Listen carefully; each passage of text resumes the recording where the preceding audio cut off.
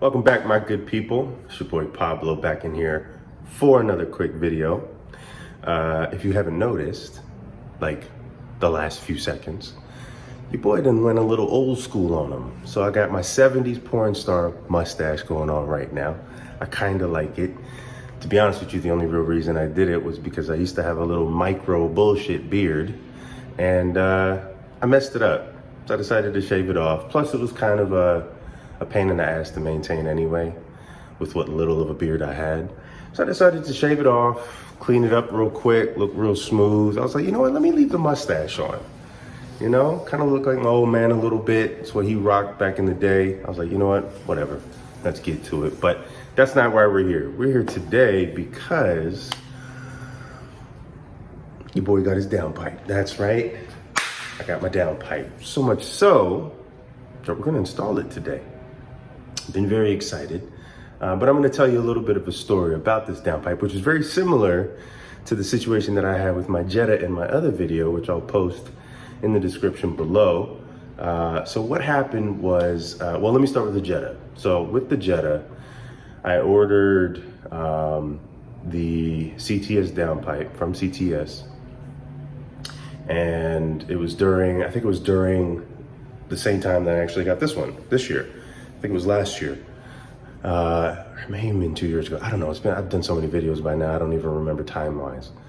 But anyway, I ordered a downpipe during like Black Friday sale. Ordered it, everything was good, got the downpipe.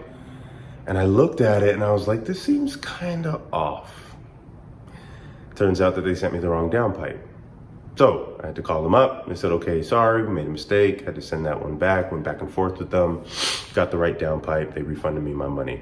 Awesome. So I then essentially did the same thing this year. You know what? Been stage one on the BMW for a while. You know, let's either go stage two or do like a stage 1+, you know, and do the O2 eliminator for now, and then I'll do stage 2 later. Whatever. Either way, let's get a downpipe. So I ordered a downpipe off the website. Now, to be fair, well, to be fair. Oh, don't say to be fair. I hate when people say to be fair. Oh, to be fair. To be fair. To be fair. To be fair. To be fair. To be fair. Well, to be fair. So me, my dumbass, went in and just chose a downpipe, hit submit, didn't pay attention to the description because I'm thinking it's all the same. I'm thinking the downpipe is the same regardless of the year, it doesn't matter. Then I'll get the right downpipe. So I got the downpipe. It was the wrong one. I was like, this is not the one in the image. This is not the one that I've seen online, blah, blah, blah. Hit up VRSF, they were real cool about it.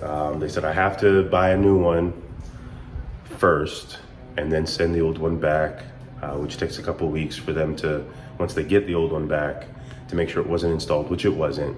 I think I got it on a Thursday and then sent it back. I'm sorry, I got it on a Friday and sent it back on Saturday of last week. So it's definitely not been used, but they did charge me, I do have to pay for shipping. So no restock fee as long as it hasn't been mounted, which they'll see it hasn't been mounted. So, but it's fine though, because during the Black Friday sale of getting the VRSF, I saved like 27 or 30 bucks. And then with the promo code, I used the same promo code to get the correct one. And then I had to add the shipping to that. So it actually came out the same as retail anyway. So it's all good.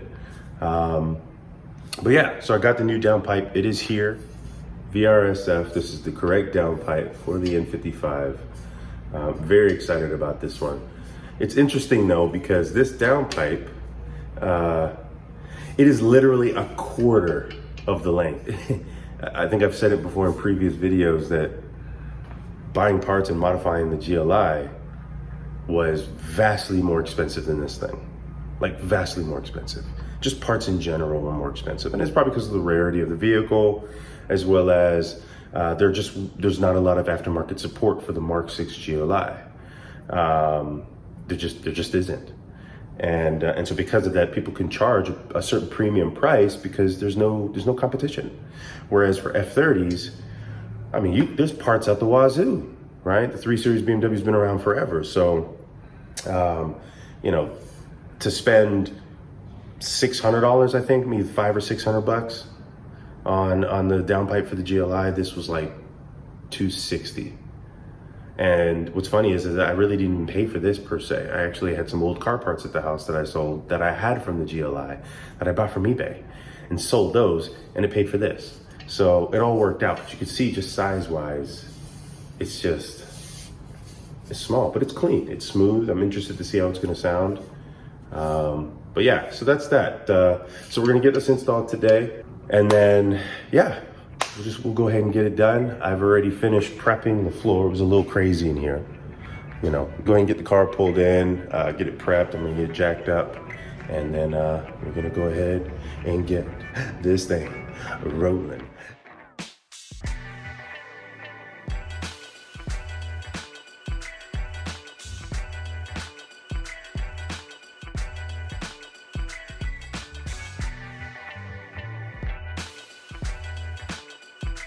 All right, so I currently have the car jacked in the air. I apologize for the background noise. Landscapers are doing their duty, doing their job, but such is life, we go on.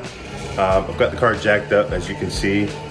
I've been here for probably about 20 minutes. I'm probably gonna give another 15, 20 minutes to let the car kind of cool down because things are kind of hot.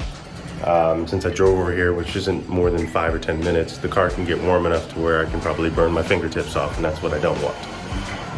So I'm gonna give the car some time to cool off, kind of go over a few things before we get started. The car mainly stays garaged, but when I do drive it and it's outside, there are a lot of trees, and yeah, those who have an F30, a lot of leaves can build up around the engine bay, around the firewall. So while I'm in here, I'm gonna go ahead and clean that up, and we'll do that. And then I'll kind of show you the jack points, where to jack on these cars, because I know I've seen some videos and people have asked questions, you know, how do you jack these cars up? So I'll show you that here in just a moment. But for the meantime, let's go ahead and get this engine bay cleaned up.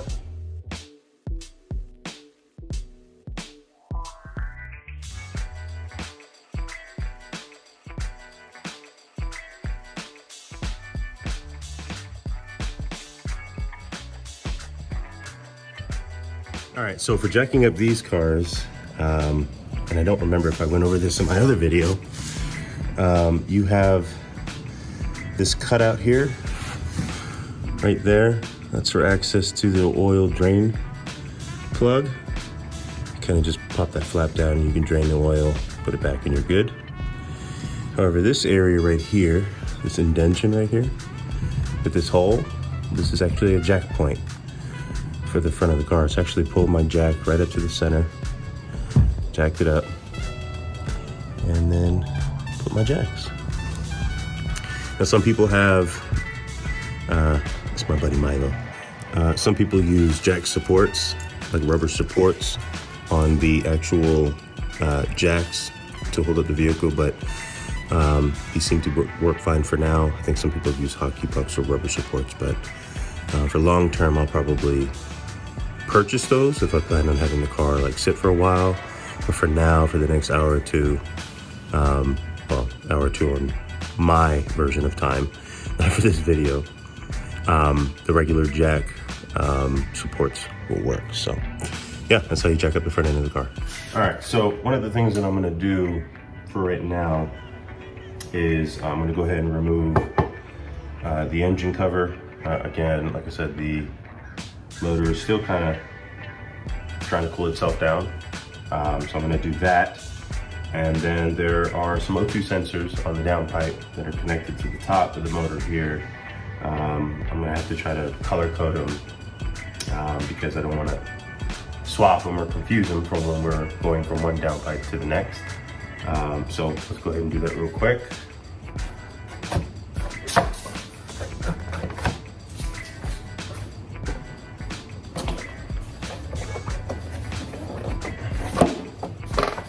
All right, just like that.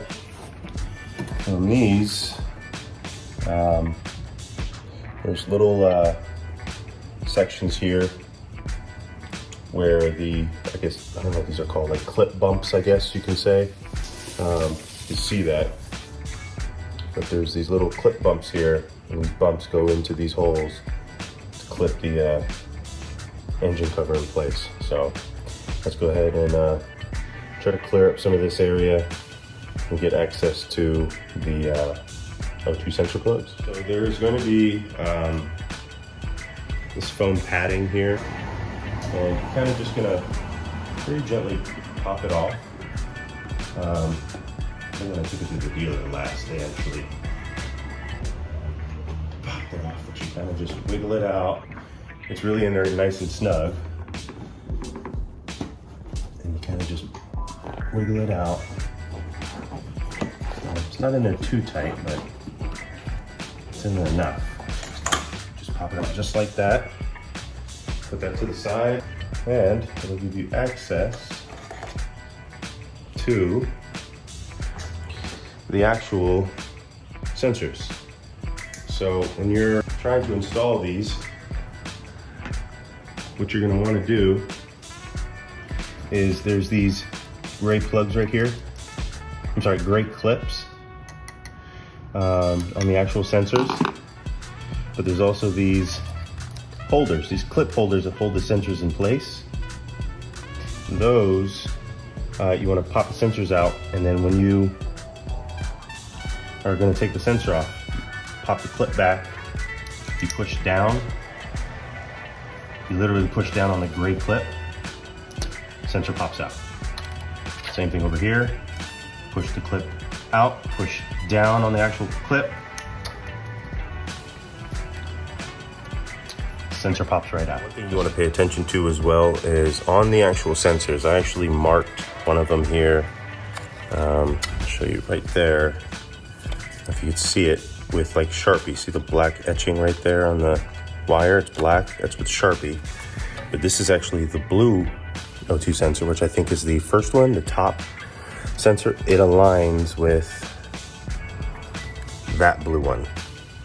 So just keep that in mind, that this blue one is gonna line up with that blue one. And then what I'll do is I'll tie some shoelace to these. So when we take the downpipe out, I'm gonna have to pull the sensors back up here because they're, or else they'll just dangle, and it'd be hard to fit my hand through all of that just to get these sensor plugs back up to the top of the motor. So just keep that in mind. Underneath here, where the belly pan is. Now I've seen people gain access to the downpipe right there, and there's actually a bracket like right there. That bracket that kind of just, I guess, hold that end of the downpipe in place. You could take that off and access the downpipe from there, but I don't have an extension tool or a curved end to be able to get to it. So I'm gonna make it easier on myself, and I'm gonna remove this whole belly pan. Just like before, you have these, I think these are 8mm screws. There's a shit ton of them, and I still don't have an air tool to get these off. So this is gonna take me a little bit of a while, so I'll take this off and I'll come right back and we'll go from there. So I got the belly pan off. Now, as always, I am reminded on why it's important to have proper tools. I have to take these off manually with a ratchet and an extension right there.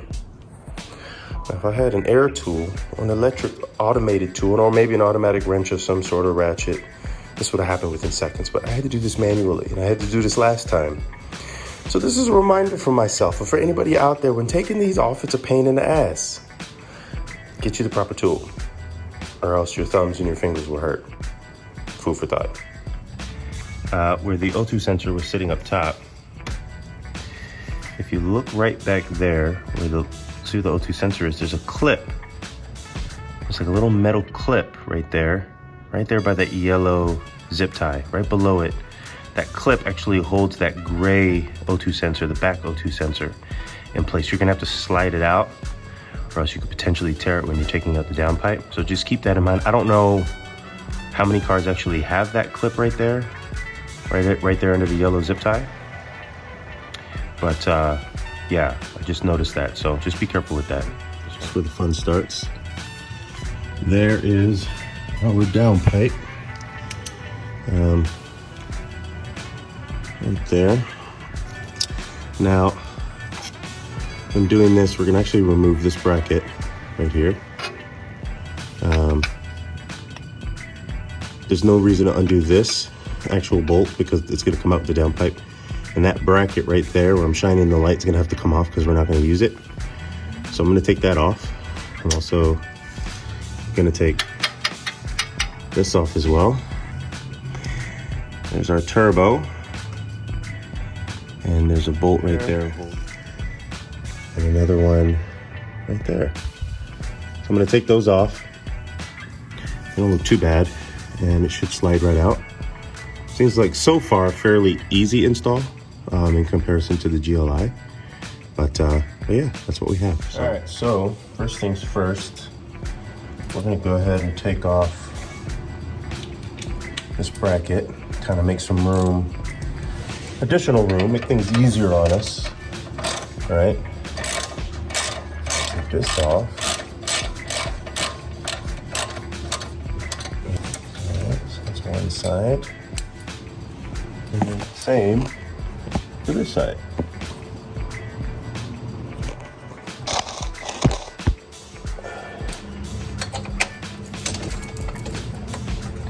Should be wearing my glasses right now, but I'm not. Don't tell anybody in case I get anything in my eye. All right, next up, I'm gonna take this bracket off. Just connect it right to the downpipe. It's a tight space. Don't have a lot of leverage. Hopefully I don't jam my finger on anything. Let's see if I can get it off without causing any major damage. Yay. Now when you're doing this, you are gonna have to use like a counter wrench like this, 13 millimeter. There we go. All right, so those two are loose. All right, so since we're under here now, let's go ahead and remove this first V-band. Looks like it's 16 millimeters. Am I turning that right? Yeah. Oh, that's easy enough. Oh, okay, all right, well, that one's coming off nice and easy. All right, so on the actual downpipe, lower end of the downpipe over here, this was a 16 millimeter screw or nut. Turns out the one on the upper side, closer to the turbo, that's actually a 13 millimeter. But this thing is still pretty much jammed in there. So I've tried wiggling it. I'm not really having much luck. So I got my hammer and see if I can knock this bolt loose. Wiggle it somehow. I don't want to bend it, but just kind of, there we go. All right. There we go. All right, cool. So that one's loose. And, all right, so again, you're gonna have to knock that loose there. The V-band is completely disconnected, or unscrewed, disconnected. I can't even talk today. I don't know what's going on. All right, so that one's loose. And kind of just right there, as you can see, nice and loose. For the one on the top side, that's the next battle. That's what I'm gonna be working on now. All right, ladies and gentlemen, there we are. We got that bad boy out. Took a lot of curse words, some prayers to Jesus. No, I'm just kidding. It wasn't that bad. It was pretty good. It came out relatively easier than the GLI. I will say that. It seemed like there was a little less involved, obviously because it's a smaller component, but you can just see what's involved. I mean, the downpipe isn't much. I mean, that's my hand, right? So, but you can just see the level of restriction. I mean, it's dark in there, but yeah, I mean, there's just not a lot going on, right? All that restriction to that. So I'm gonna go ahead and swap over the sensors. Again, I have it marked right there with the Sharpie. And this is the blue one. And it does go into bank 2. So this one is gonna go there. And this one is gonna go there. So I'm gonna go ahead and get it installed, put in right now, and let's get her done. Now, as a reminder for everybody, this right here is gonna be your friend. This is what we call an O2 sensor socket. It's gonna fit right around the wire onto it. These bad boys are on usually pretty friggin' hard. So I'm gonna have to have some leverage on the old Cat in order to get these sensors off. So once they're off, cool. I'm gonna put them onto the new one, probably put some anti-seize on it as well. But then again, I may not have to, because I don't know if this downpipe will ever come out of the car, but we'll see. Either way, I'm glad I bought this.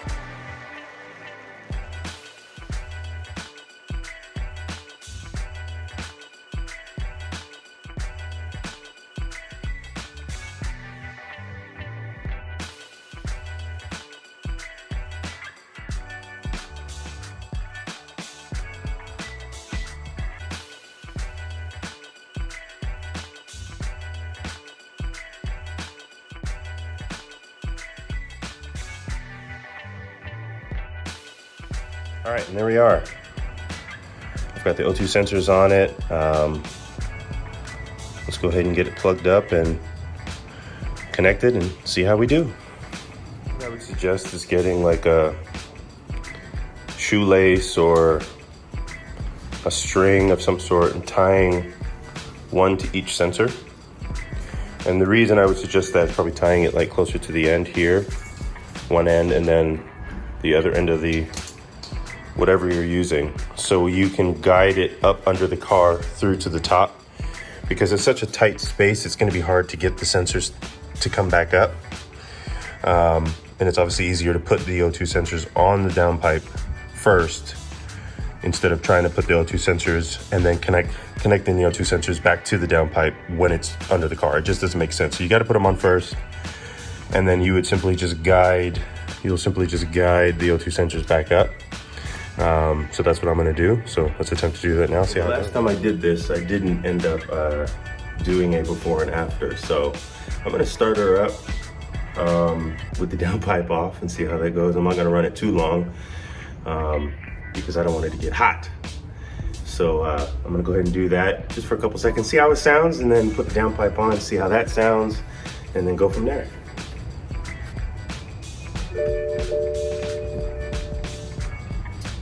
It'd probably be wise to have your keys.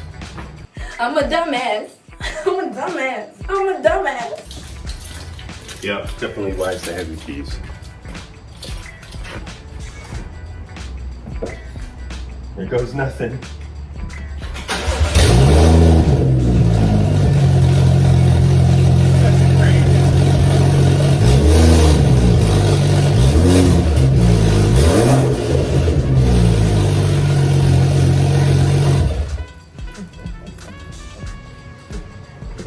Yeah, never again, but that was cool. To go ahead and put the downpipe on, it's down there, but I just, it's nowhere near bolted on, as you can see. You can see the O2 sensor right there on the new downpipe. I wanted to show you this real quick. I've tied shoelaces right here and here to either end of the O2 sensors. There's one right there, the other one right there. And that's just simply as I'm fiddling around with the downpipe, trying to position it, get it in. I just don't want to have to fuss with the O2 sensors just falling down and trying to find them and pick them back up.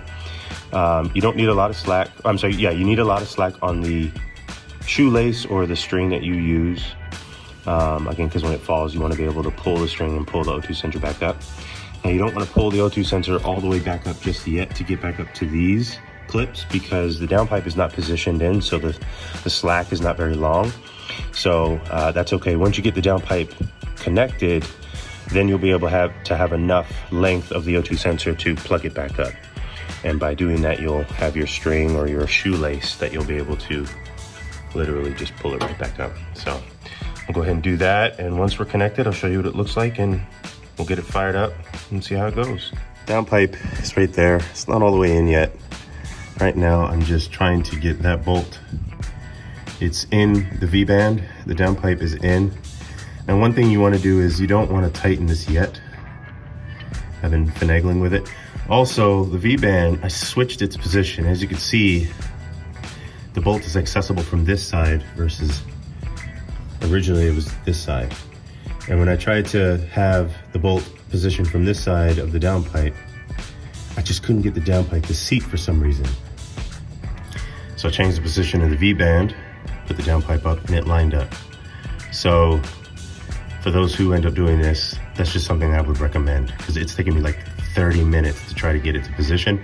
I was like, what if I just flip it around? So I flipped it around and boom, it lined up. So I'm gonna tighten it just a little bit more. Still, you wanna give it enough wiggle room. The downpipe should still be able to wiggle, so you can line up the back end there. So I'll get that V-band on here in just a moment after and make some more adjustments here. And then we'll get the sensors connected. I'll turn her on and see how she sounds. Get the belly pan ready to go, and boom, we're good.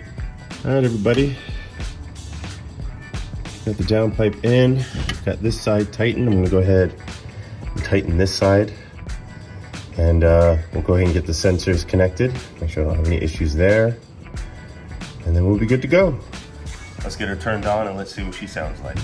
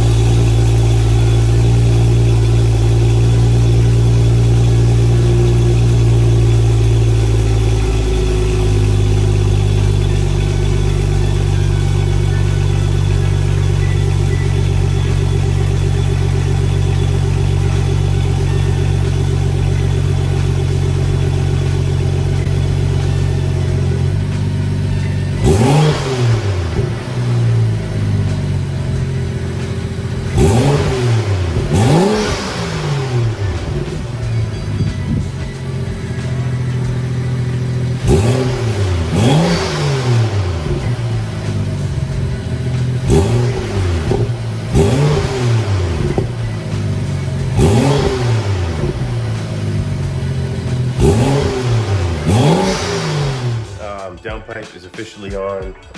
Check engine light's gonna be on for a little bit. I'm gonna probably go stage 2 either this afternoon or tomorrow. I already have boot mode ready to go. I should have done a video about that, by the way, but I did not. But I will. But for now, it's gonna roll around with the check engine light. But revving it up, it was dope. It's a little bit louder. It's not obnoxiously loud like my GLI was. That thing was basically straight piped. I had no cat, no resonator, just, it was straight piped, and then I put that crappy muffler on it, and it quieted down a little bit, but for the most part, I hated it. I don't want to say I hated it. I did it just to quiet it down. It was a decent sound. But this is cool. It's not obnoxiously loud. It sounds more aggressive in the car. I'm gonna drive it here in a little bit. And I'm probably gonna do a point of view ride along which, for you guys in the coming future. But for now, I kind of like it. If anything, what I'll probably do is I'm not gonna do a full exhaust system on this car. I don't wanna do that. I want it to be relatively conservative. I might do like a resonator delete, but outside of that, that's about it. You know, I don't want it obnoxiously loud. I don't want to be heard a mile away.